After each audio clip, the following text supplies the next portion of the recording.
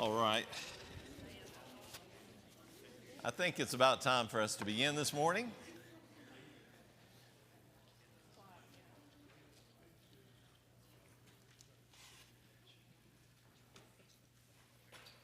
Got a wonderful Sunday morning to be together again. I'm glad if you're joining us online, we're happy to have you as well. If you're here in the class, we are happy that you're able to make it out. This morning we'll be continuing our study in the book of Nehemiah. Specifically, we'll be looking at Nehemiah chapter 6 this morning.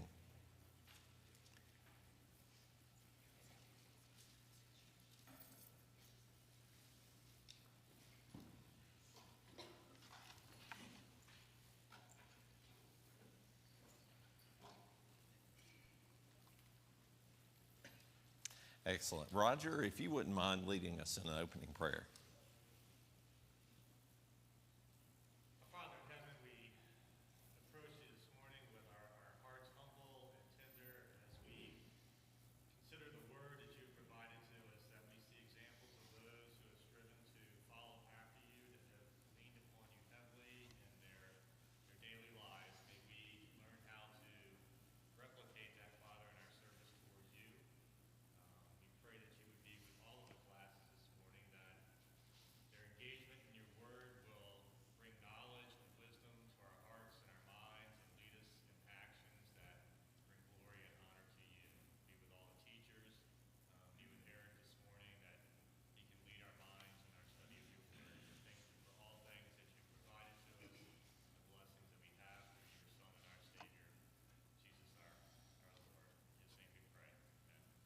Amen.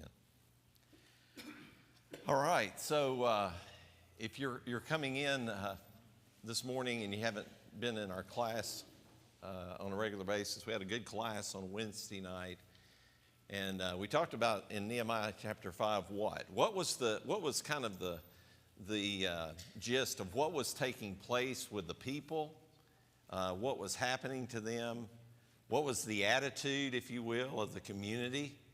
I think that's very important because I think that's going to come back into what we see here in chapter 6 this morning. What was going on in chapter 5 that you recall from Roger's lesson? What was happening with regards to the challenges that we see talked about in the very beginning? Say again? Finances, okay. And what specifically was going on with the finances of the people? Having to sell some of their property and some of their children. So, selling property, they're mortgaging their everything. They are mortgaging everything just to deal with the situation. And who are the individuals that were a part of that?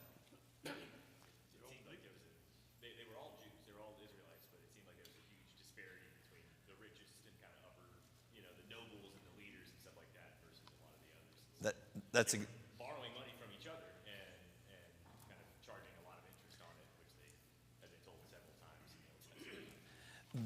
The brotherly love that was to be there, yes, and they were all Jews primarily, and certainly I feel like I am really loud. Am I echoing? No, you're good. Am I good?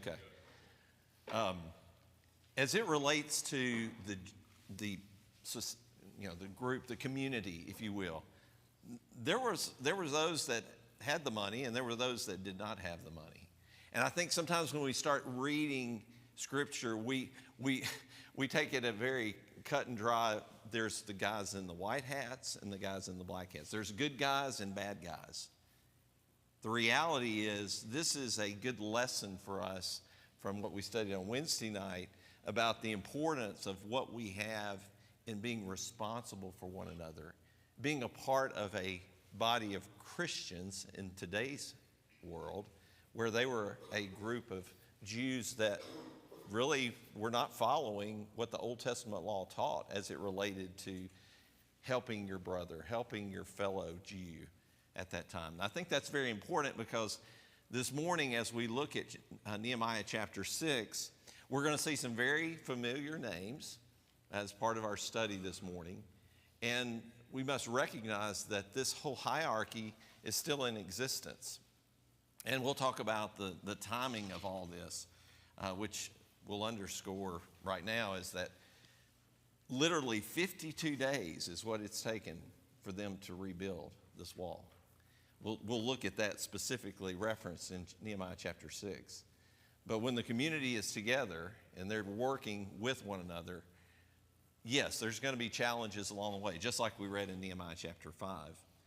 But it showed that if it's focused upon what God's will would be, then we're going to have the right attitude in encouraging and helping one another.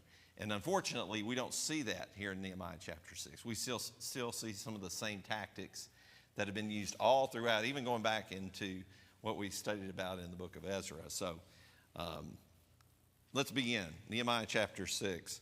If someone would just read the first 8 verses there for me. Thank you, Dan. 8. Mm-hmm. Now it happened when Sanballat, Tobiah, Geshem the Arab, and the rest of our enemies heard that I had rebuilt the wall, and there were no breaks left in it, though at that time I had not hung the doors and the gates, that Sanballat and Geshem sent to me, saying, "Come, let us meet together among the villages in the plain of Ono." But they thought to do me harm. So I sent messengers to them, saying, "I am doing a great work, so that I cannot come down. Why should the work cease while I leave it and go down to you?" But they sent me this message 4 times, and I answered them in the same manner. Then Sanballat sent his servant to me as before, the 5th time with an open letter in his hand. In it was written, "It is reported among the nations, and Geshem says, that you and the Jews plan to rebel. Therefore, according to these rumors, you are rebuilding the wall, that you may be their king. And you have also appointed prophets to proclaim concerning you at Jerusalem, saying, 'There is a king in Judah.' Now these matters will be reported to the king. So come therefore, and let us consult together." Then I sent to him, saying, "No such things as you say are being done, but you invent them in your own heart." For they all were trying to make us afraid, saying their hands will be weakened in the work, and it will not be done. Now therefore, O God, strengthen my hand. Afterward, That's good. I done. I said 8, but that's okay. You were doing an excellent job, and I thought verse 9 sounded fantastic the way you. I'll read the whole chapter. I know you will. I know you will. I appreciate that, Dan. Thank you, Dan King.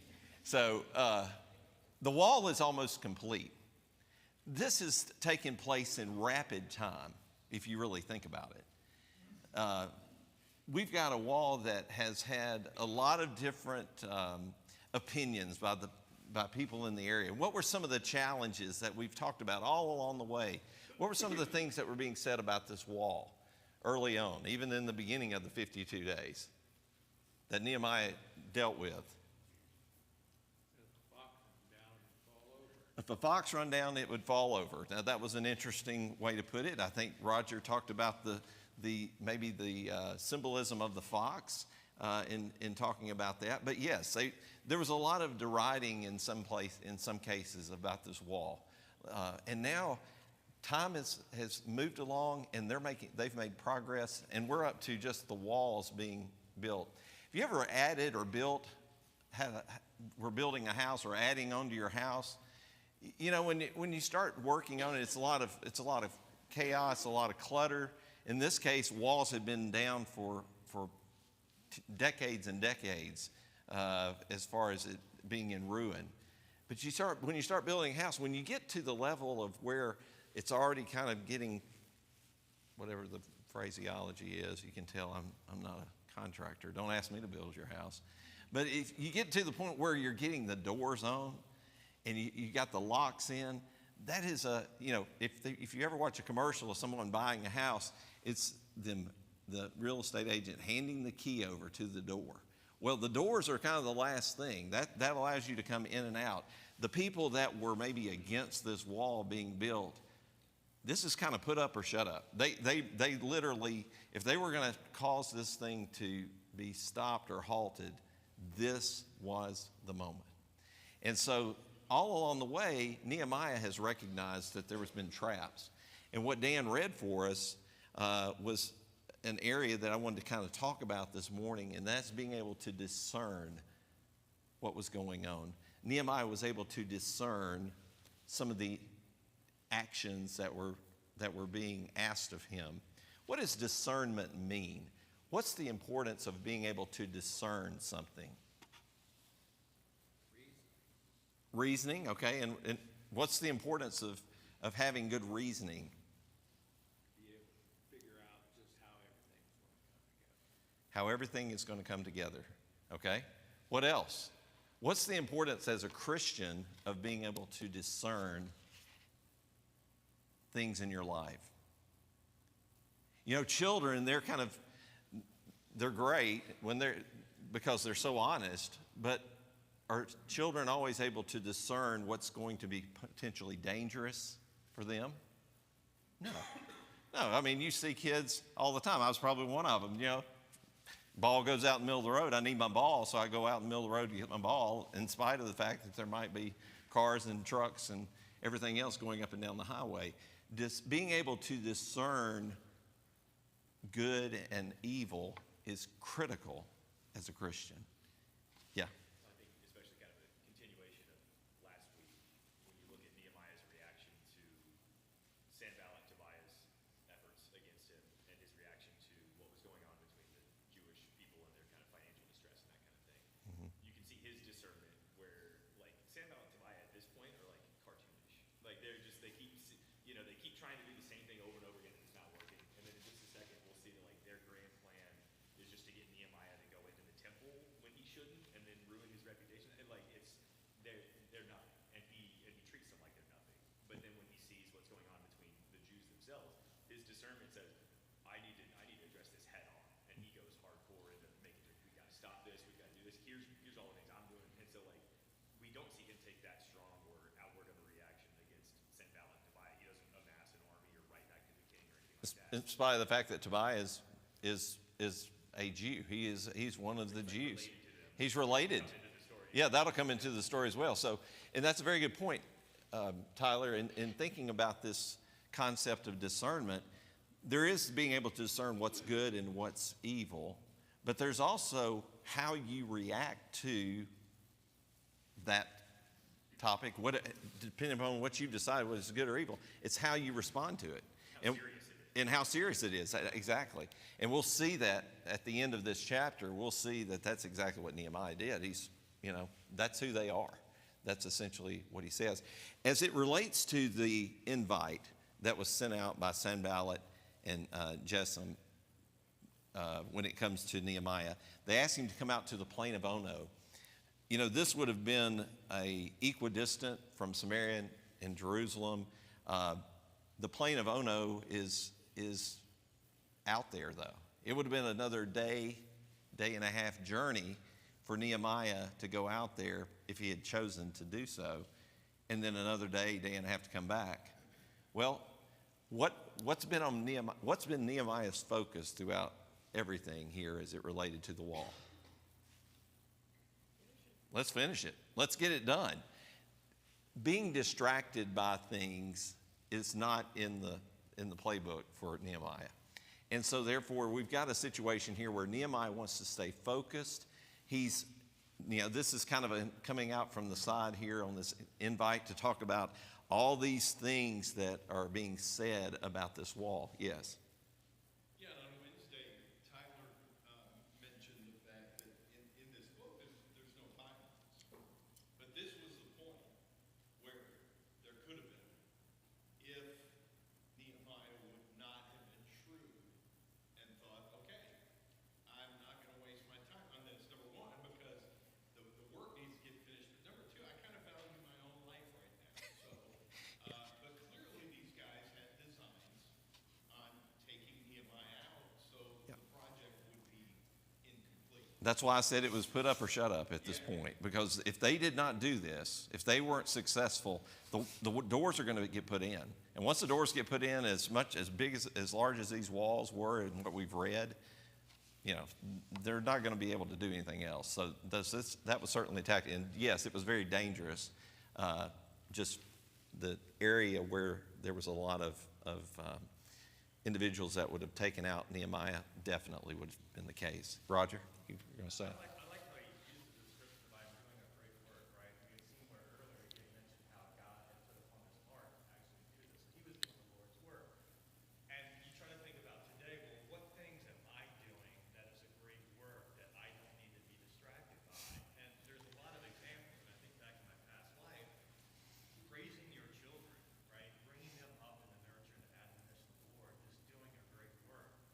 And we need to be cognizant and aware of there's many things in this world that try to distract us and take our time away from doing something that is very beneficial and very God-worthy. Yep, absolutely. I think that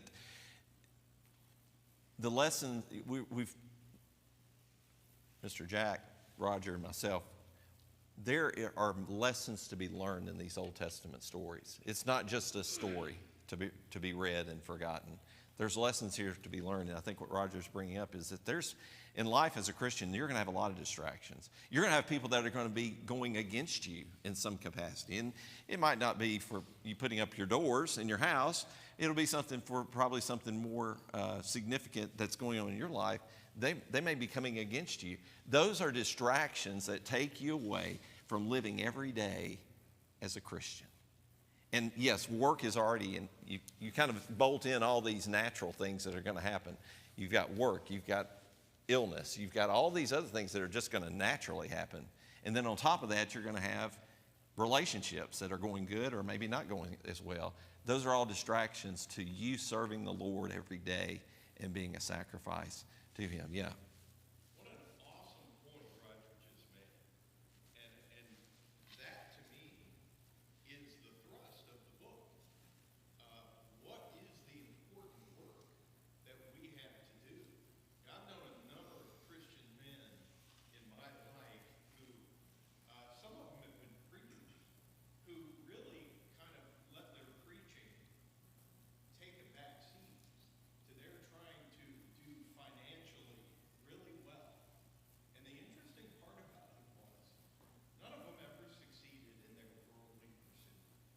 And you have to wonder if sometimes God is trying to tell us something.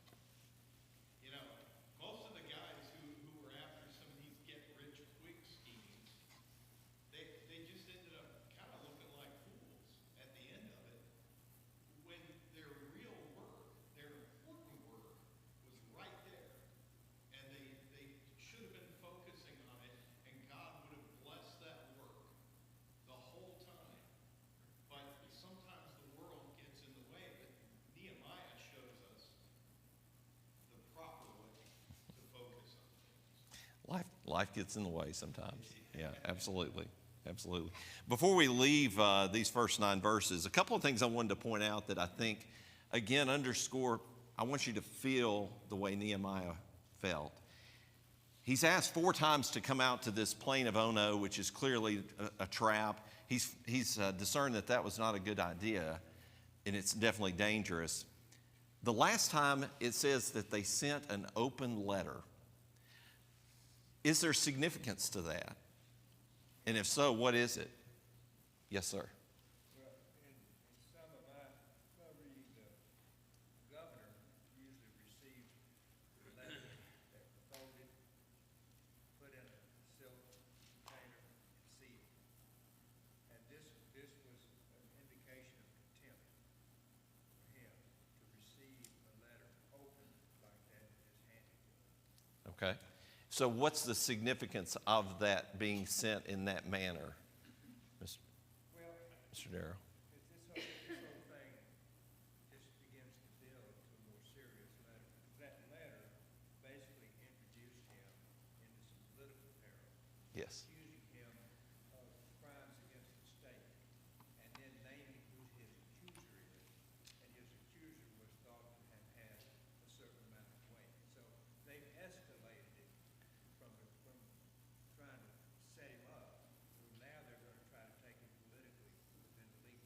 Absolutely. This was definitely could be impactful as it related from a political standpoint, and this was definitely set up in that manner. If you've seen an open letter that's maybe written in the Wall Street Journal, something big happens, lots of people involved, you'll see sometimes a response that's put into some type of editorial, whatever that might be, and it's laying out, this is what we see, this is what we believe.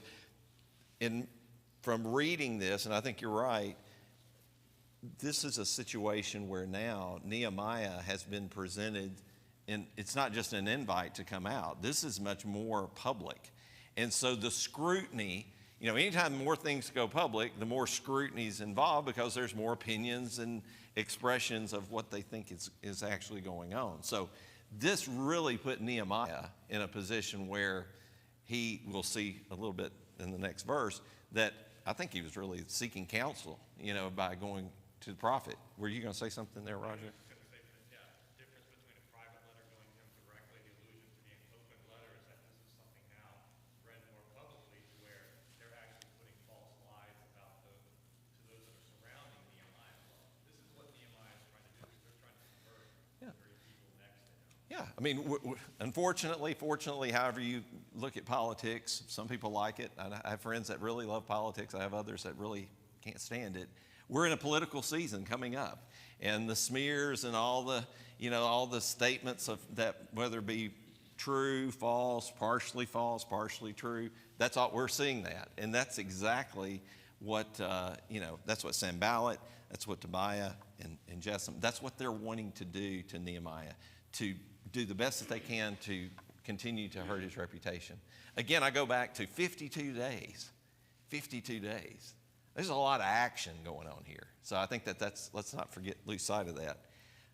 And then lastly, the other thing I wanted to point out, and we've seen this a couple of times with Nehemiah, I think this is somewhat viewed from my readings and things from other people as well, that it's almost like a short prayer at the end of verse 9. But now, O God, strengthen my hands. We've seen that with Nehemiah.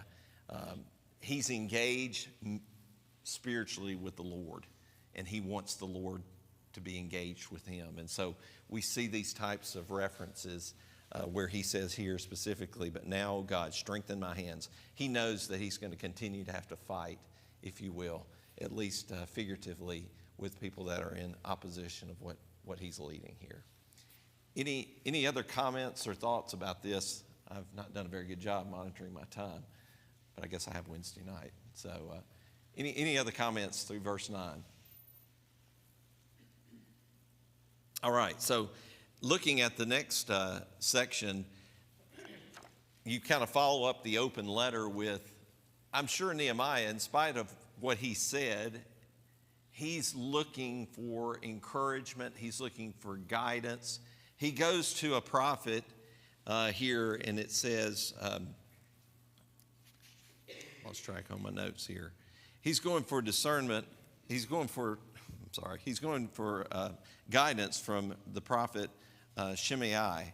Now, this is possibly connected with some of the individuals we see in Ezra 2. Not a lot is said about this particular prophet, but this prophet was said to be in his house. Now, why would a prophet be in his house? And it was very convenient too for the prophet to lure, if you will, to say, hey, you want to see me, come to my home, because we'll learn a little bit later that this prophet was actually a setup by Tobiah and Sanballat in trying to trick him.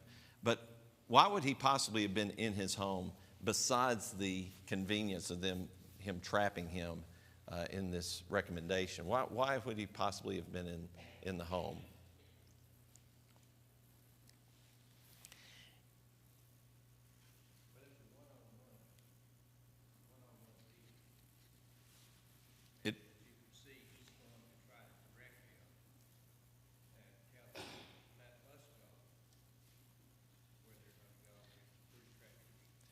Yep. And it is one-on-one there. It says that he's confined to his home. there's possibility here that I think too, and again, I don't know this, but from reading different groups or commentaries that I was looking at as well, that at least I want to pose this. It's like his home he was being confined to was due to potentially uncleanness. You know, if you were unclean, you would have to be kind of confined to an area so that you wouldn't be defiling anyone else, which may or may not be the case. Nehemiah does go to see him, and as is recommended that we will read about here, is that he recommends, let us go meet together in the house of God within the temple, and let us close the doors of the temple, for they are coming to kill you. They are coming to kill you by night. What is the problem with this recommendation? From a Jewish law perspective, in Nehemiah going to the temple. It seems like they're suggesting going into one of the inner places that you wouldn't be allowed to go in. Quote unquote for safety reasons. But. Right. That's the recommendation is for Nehemiah, in spite of him not being a priest, is to go to the temple and basically hide out there. Go hide in the temple. This is obviously bad advice. You know, if you remember King Uzziah in 2nd Chronicles, if you remember over in there, what was he doing in the temple? If you remember in 2nd Chronicles 26, what was King Uzziah doing and the priest had to intervene? I think he was offering incense, wasn't he?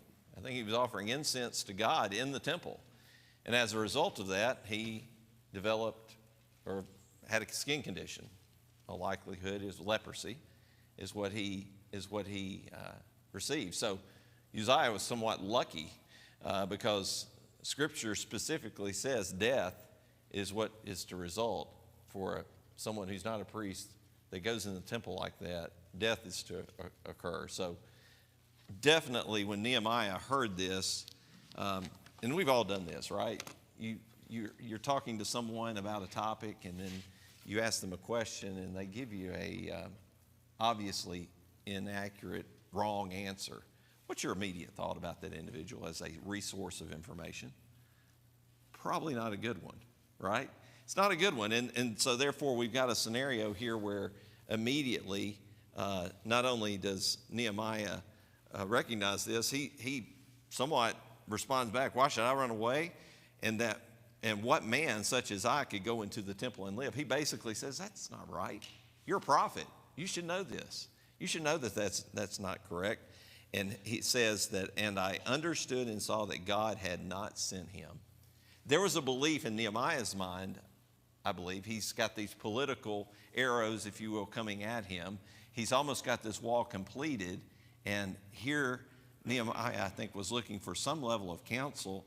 And he's found out that this guy's been bought off as well. You know, it's really disheartening as a Christian if, in fact, you've lost your faith in an individual, maybe someone that was a friend, someone that you could rely on. That's very tough. Now, I don't know that their friendship was great here, but Nehemiah did look at this prophet as at least a leader, someone that he could go to and confide and talk with, and he gives them basically information that's going to potentially bring him death. So we're still physically trying to kill Nehemiah, and we're also politically killing Nehemiah all along the way. And that is, as a Christian, when we've had people that we trusted, that we looked to for counsel, and maybe they had their own ulterior motives in mind, that's very challenging as a Christian, and something that we should not expect, that's not the right word, but where should we put our focus and faith at the end of the day when we are in need? The Lord. That's where we should go. Just finishing out these last couple of verses through verse 14, it says, for this purpose, this is Nehemiah speaking, obviously, for this purpose he was hired and that I should be afraid and act in a way in sin so they could give me a bad name in order to taunt me. Remember Tobiah and Sanballat, oh my God, according to these things that they did, and also the prophetess Noadiah and the rest of the prophets who wanted to make me afraid. There's other individuals besides Sanballat, Tobiah, and Geshem, who are wanting to act against Nehemiah. And it references that, again, Nehemiah goes to the Lord in prayer during this difficult time. Any thoughts or comments through verse 14 here? And again, just as he prayed in verse 14 here, we see a similar prayer in chapter 5 and verse 19 as well. So we're seeing a very consistent life when it comes to Nehemiah and him thinking about the Lord, thinking about what the Lord's will would be and what he would want him to do. Verse 15 says, the wall was finished on the 25th day of the month of Elul in 52 days. The wall had been in ruin for well over 100 years, and they're able to complete it in 52 days. How is that possibly the case? And what can we learn from that? Same materials were there 100 years previously, at least the ruins. And they did it in just such a short period of time that in over 100 years, people talked about it, but just didn't get done. How is that possible? How do we explain that? Had a will to work. They had a will to work, okay? Were there challenges, though? Sure. Challenges along the way. So what made it different this time than a century earlier when they were talking about it but not getting it done? A lot of it had to do with there being a driving force here, a champion that was determined to see that it got done. It shows you, to some extent, what happens when some individual decides that something's going to be accomplished, you rally everyone to support that gets done. That's what I was thinking as well, Don. Even a single individual can rally individuals, others, and get things done. We're sitting in this building today, and some of us certainly have had wonderful accomplishments in life. Some of you have done some excellent things. I know many of you. But when you think about Nehemiah, he went all in when it came to rebuilding this wall. And he did it in 52 days. How much can you as an individual do more than you're doing today? How much more can you as an individual influence your family, your friends, the people that you sit in this building with on a weekly basis? How much more can you do to give honor and glory to the Lord and be that driving force? We all can do better. We all can do better. And it doesn't matter your experience, your age, your gender. We all have the ability as individuals to do more. And I think Nehemiah's example here is certainly one of an accomplishment. You're going to face bad things, though, along the way, even when you put yourself out there that I want to get this done. I want to encourage others. I want to be there for other Christians that are dealing with difficult challenges. We can do more in that area. And Nehemiah is a perfect example of this. And in spite of if something's not been done in 100 years, and you think, okay, I'm going to take this on and I'm going to get it done in 52 days, you're going to first of all have to convince yourself that I can do this. And then once you do it, you got to be prepared for all the bumps and bruises that you're going to encounter along the way. Dan, were you going to say something? Yeah, it kind of along this line, the opposite. If you go back to verse 14, we kind of skip past that a little bit quick. Mm-hmm. Nehemiah here praying.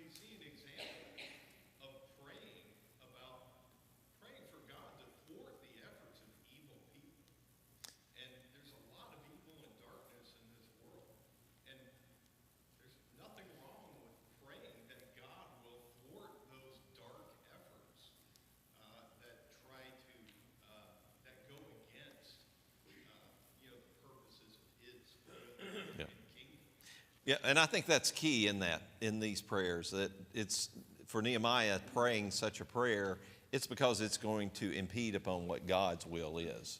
And that's ultimately the focus that Nehemiah has in this. It was interesting I don't know the whole calendar, but in kind of reading about this in verse 15 about the 25th day of the month of Elul, and in 52 days was the amount of time that the wall was finished. If you go back and look at the beginning of Nehemiah, when we first started reading about this, it's in the month of it talks about in chapter 1 in the month of Kislev, and then in chapter 2, Nisan, which is about 4 months between those periods of time from Kislev in chapter 1 to Nisan in chapter 2. So for chapter 1 and chapter 2, it's about 4 months. If you think about it, he prays for 4 months before he endeavors to take on this action of rebuilding the wall. If you've got something going on in your life, things that you're considering, that you're pondering, going to God in prayer is a wonderful example here. We've talked about this with Nehemiah, but think about that. Praying for 4 months of time about this topic. He was concerned about it. He was pondering on it. He obviously wanted God's will to be done in God's hand. How often are we making prayer that much of a priority in our lives? Some of us, I think, have great prayer lives. I've heard people talk about their prayer lives, and that's wonderful. But I'll admit, there's been times in my life I'm just fighting these battles on my own. And maybe I didn't go to God in prayer like I should have. I know I didn't.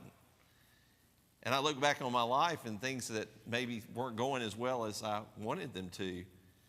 And I, unfortunately, didn't always go to God in prayer and look for his guidance.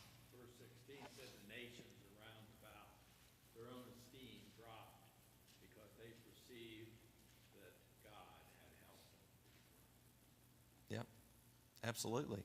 Because it took 52 days or about 2 months to build it. And he prays, my point I wanted you to understand and underscore is that he prays for 4 months before this ever begins.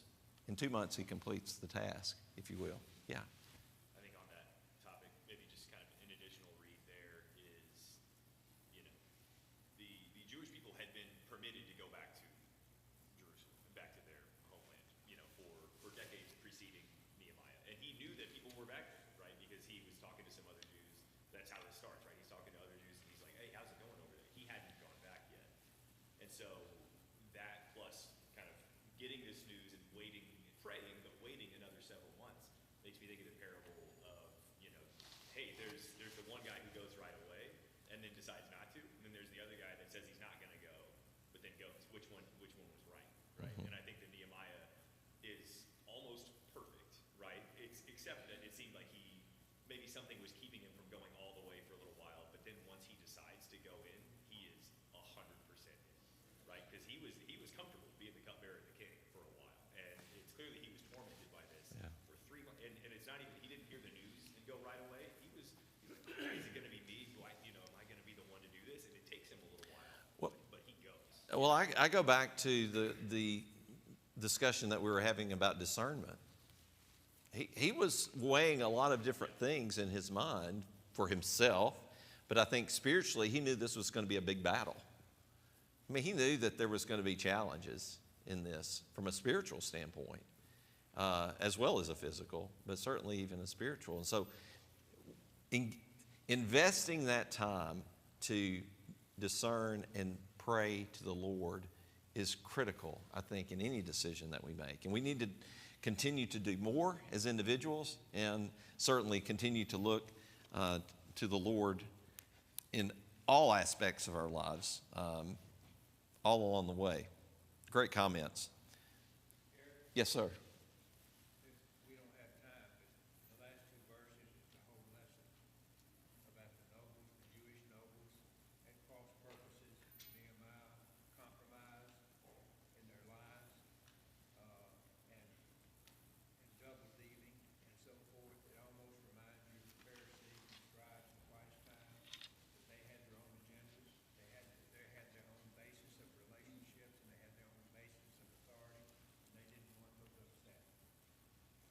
Absolutely, let's talk about that here for the last couple of minutes. We can come back to it on Wednesday night as well.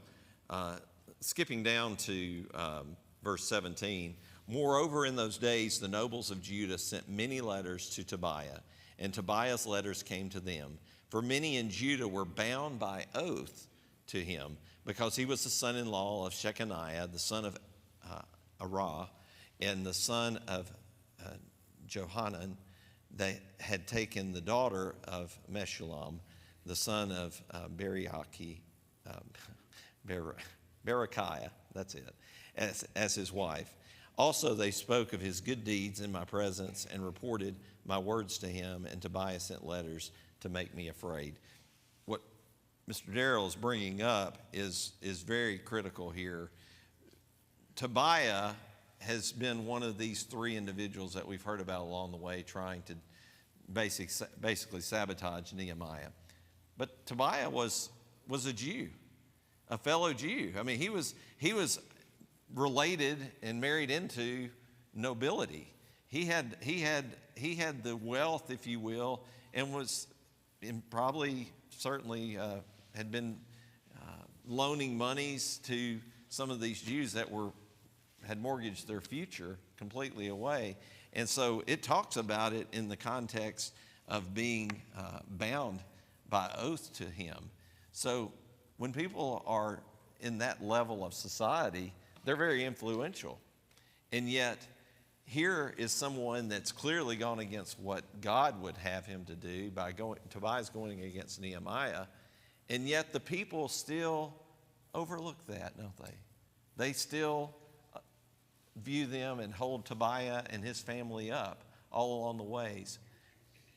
What's the danger and what's the application that we can take from that ourselves today?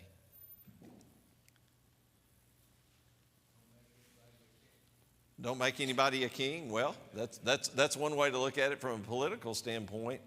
But I guess what I'm saying here is that Tobiah was clearly living a life that was different than the life he was committed to in being a Jew. And the people, even worse than that, people were being influenced by that. You have talked earlier about you as an individual doing things, doing more. Realize that you're an influence on those who are around you, that maybe look up to you from a spiritual standpoint, that look up to you as being an individual that's discerning well and making good decisions, because you can lead someone else to have a false sense of what you are if you're not thinking about everything that you're doing and influencing others along the way. Dan, did you want to make a quick comment? I just think Daryl's comment is actually pretty good because, we make people kings in the church all the time.